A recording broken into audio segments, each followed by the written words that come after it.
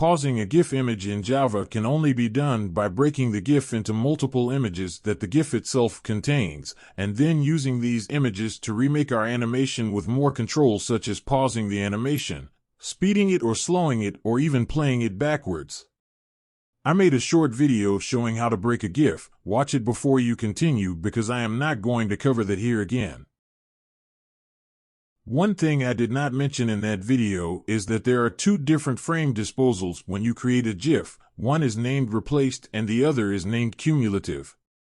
The ideal disposal is replaced as every frame or image of the GIF is complete and saved as it is, while the cumulative disposal crops the image. It changes or hides the colors of some areas and removes the background, so to make a clear frame. It combines or cumulate multiple images to build a single frame and to compensate the missing colors.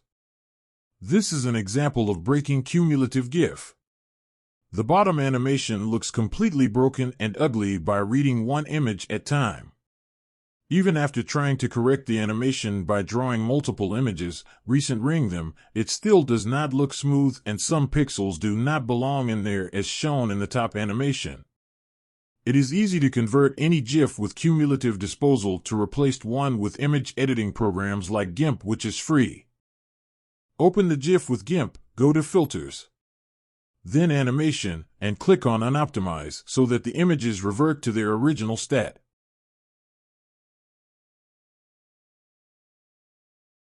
When the process is done, export it as a GIF image, check the As Animation box and choose the Replace Disposal and check both checkboxes at the bottom and save the GIF.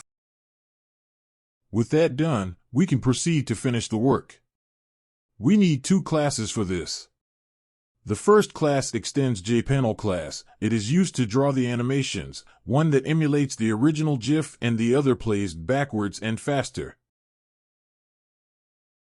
In this class, we need two image objects, two integer variables for position, two timers, and a Boolean variable, and all the stuff we need to break the GIF image. Watch my short video about GIFs explaining this process. In the constructor, we store the images in an array list and we call the method that initializes the animations. This method contains both timers. Both of them have access to the same array list of images. The only difference is timer 2 have a different index, starting from the last image at 59th position. Timer 1's index starts at 0.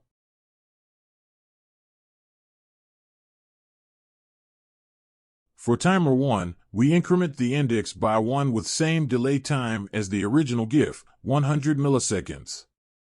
In timer 2, we subtract, which allows us to loop through the array list backwards with a delay of 25 milliseconds, which make it 4 times faster than the original GIF. We define the first image object in timer 1 and second object in timer 2. Start both timers. In the paint method, we draw both image objects. Give the second image an additional 340px in height so they can be vertically aligned. That's all we need for this class. Now, we create the main class for our window that extends from JFrame and also implements from KeyListener interface as we need it for keyboard inputs to pause the animation. We define an object for our first class. In the constructor, we set the basic attributes of our window like title, size, location, and make it visible. Bind the keyboard event to our window and add the first class's object to the frame. Then, we instantiate our program in the main static method.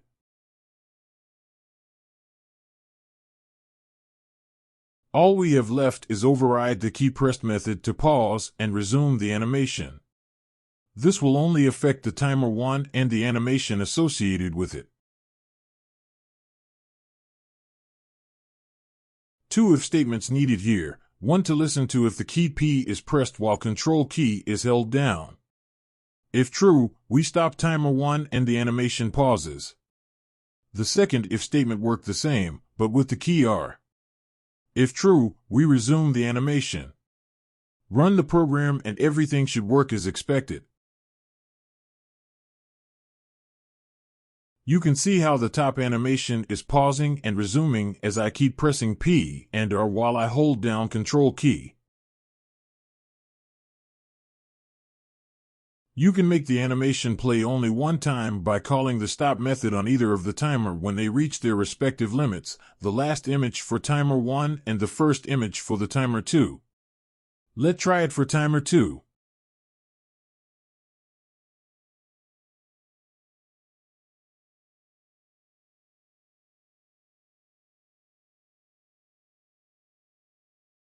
Here we go, it worked. Thanks for watching, goodbye.